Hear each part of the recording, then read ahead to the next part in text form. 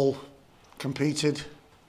It wasn't pretty at times, stayed in it and got our just desserts in the end. Yeah, sometimes you have to stay in a game, and that was what we did today. I thought they were a really tough side to play against, and to be honest, they did exactly what we expected them to do. We knew they would get it forward early, we knew there'd be a threat, we knew they had runners, we know they want set plays, long throws, corners, free kicks.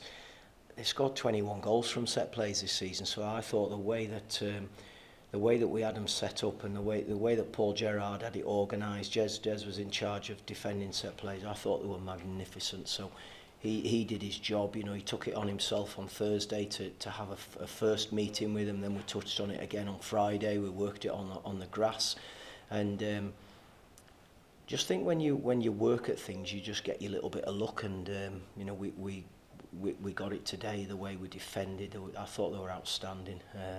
Really tough game for us, but what a massive win, and what a feeling at the end. And again, it's relief again at the end though. But what a feeling when that when that final whistle goes. I don't know where they are now, but they were top 3. So to have done it against a team that's up there challenging for automatic, what does that mean to the group? Well, I think it's similar to the.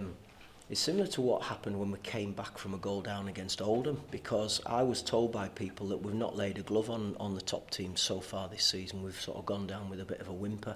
So I don't know what the results were in the previous games against top sides, but that's a biggie today. You know, to come into this, and you know, I was looking at it thinking this could be where we get really tested, we get really challenged, and I think we did. But they've stood up to it. We've had to make.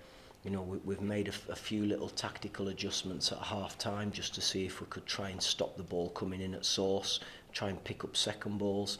But I think the big thing out of today, it's the whole group again, because Brendan Dickinson's come back, Toby's come off the bench again and had an effect, and I'm just told it was Toby's first touch that he slots it away, and the composure he showed, because that's not easy to do that, to go through one-on-one and slot it down past the keeper.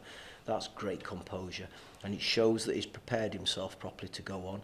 And then Dicko comes on, and this, you know, he helps because he uses his strength and wins a second ball and clips it in for him to run onto. The final goal is obviously a penalty, but it's a set play where the delivery is right, and I actually thought it was a penalty. I thought it was handball. I don't know if they've complained about it, but I thought it was handball. And great composure from Jordan to step up, because I must admit I did panic, because I'd asked a couple of weeks ago who's on penalties, and it was Christian Dennis, and I'm thinking, oh no, who's going to take this one? And I saw Gibbo go for the ball, and he was as calm as you like, slotted it away, and what a feeling. And then after that as well, I thought they showed really, really good game management, the way they kept it in the corner, and as much as it's a bit ugly, it's brilliant when you do it. It works, and you get a corner, and you get a throw in, and then you get another throw in, you get a free kick. It just ticks the clock down, and that 2 minutes, thankfully, was spent majority in that bottom corner in front of the paddock. I know you haven't taken much notice of the 31 games that went before, but this is a sea change, Paul. We've gone pegged back to 1-1. It's difficult for the group to handle that, but they did, and they've won again. Yeah. What's happened? They've just come out, got the shackles off, and they've come and performed. It's as simple as that. You know, they're the ones who've done it. And I sort of challenged them, and to be honest, I've challenged them at the end of the game today. But I challenged them to be the best professionals they possibly could be.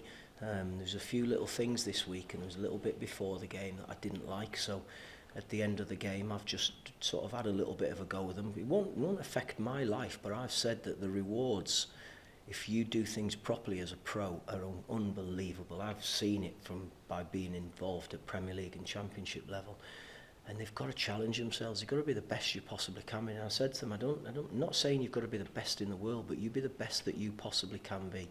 So let's see what this week brings. Let's see how they come in on Monday morning and approach the next one.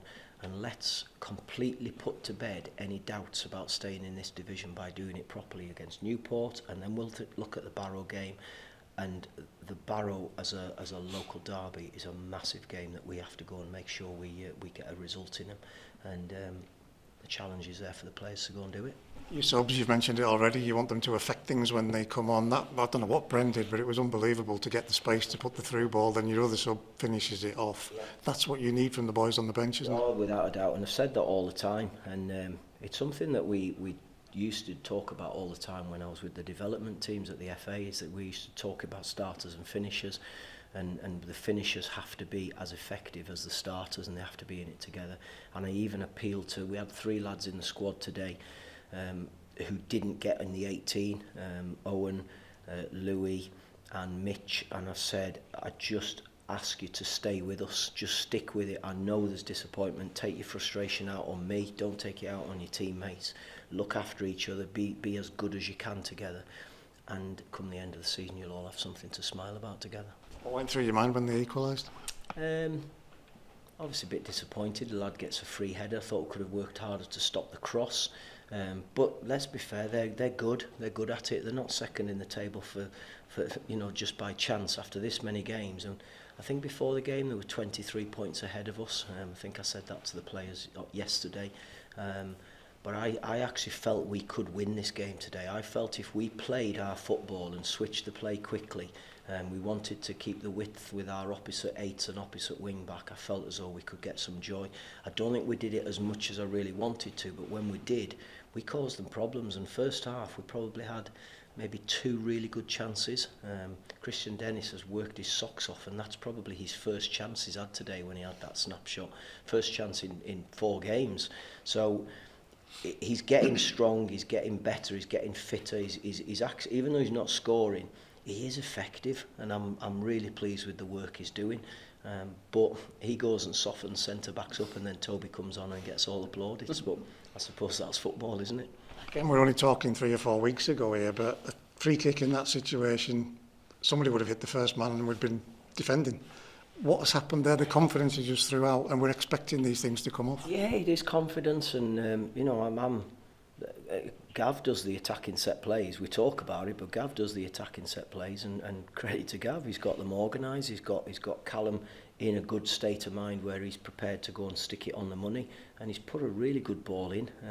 You know, I'm with you. There's the frustration when you hit the first man, or the goalkeeper comes and throws his cap on it. So it's a brilliant delivery in. We've got people with a bit of desire wanting to go and score, and thankfully it was actually the 4th official who gave the penalty.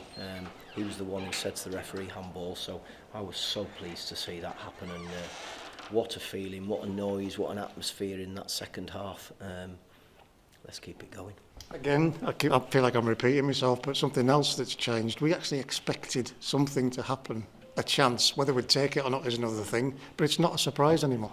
Well, I just think if you play front foot, you've got a chance of creating something. You know, we were getting too many balls played forward against us in the first half. We were getting all sorts of issues in there. So we changed and went with Mells as like a front sweeper as opposed to a back 3, just to see if he could take care of, well, we thought it was going to be take care of Lewis, but as it was, they made a substitution, and it was I can't think, Rose who came on up front, so they made a little bit of adjustment, but they hung on, and then we changed it back again just to shore it up a little bit when they went with basically a front 5 or front 6, whatever it was. But I think they've shown they can adapt. They've shown they've got a bit of resilience, and that's what you have to be as a footballer. You've got to have resilience, and you've got to be adaptable. Don't care if it's the Bernabeu or Brumpton Park, that's pressure for Gibbo.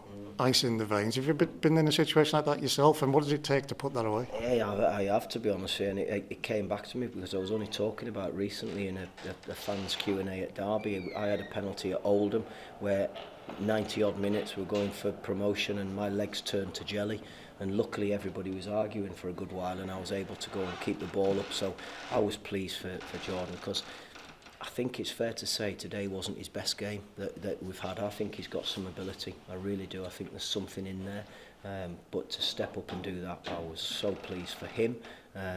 You know, we were talking about subs, and you know, one of the names we talked about was Gibbo coming off, and I said, yeah, but he's capable of producing something. He's just got something in his locker. I didn't expect it to be a penalty, but if you put teams under pressure, if you put good deliveries in, you will get opportunities like that, and we earned that penalty by just keep plugging away, keep pushing forward, and thankfully we slotted it away as well. James, Derby fanatic who was at that game you were talking about there with that penalty, but the fans, Paul, just finally from me, 8,500 of them, I think it's about 8,100 Carlisle United fans, they've responded to your rallying call. What does it mean to you to see that? Oh, it's fantastic. It's brilliant for the football club and great for them as well to be able to come out in the numbers. What a lovely day for it as well. I was a bit nervous this morning when it was raining, but thankfully it's a lovely day, lovely afternoon for them. It was a strange one because first half I thought they were as nervous as we were, the supporters, but then second half the noise was incredible. And that's what we need. Players respond to that, I think. I know I would have done if I was a player, so long may it continue. I hope they come out again and support us for the next one, and then the next one again. I'm quite sure we'll have brilliant support on the road at Barrow. We need it on Tuesday again because this will be another tough game against Newport. They're a really good football team. Once I leave here today, I will start getting my head on Newport, or maybe I might not even watch this one back. I might just look straight into Newport and get ready for the next one because that's the one that matters. 4 in a row, Paul, so difficult at any level. Thank you for your time.